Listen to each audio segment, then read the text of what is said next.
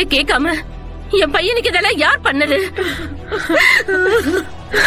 இந்த நிலைமையில நீங்க அவரை பார்த்திருந்தா தாங்கி இருக்க மாட்டீங்க. தீபக், அவர் சாவறதுக்கு முன்னாடி சொன்ன முதல் ஆசைனா அப்போ அவரோட ரெண்டாவது ஆசை என்ன?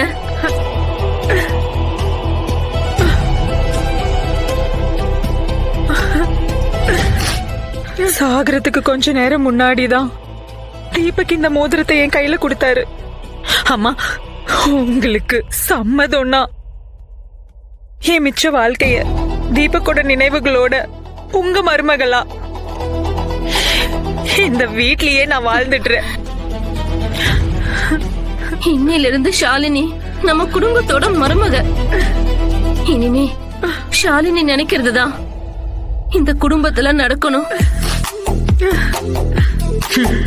இந்த கிழவிய இவ்ளோ சீக்கிரம் ஏமாத்த முடியும்னு நான் நினைக்கவே இல்லை.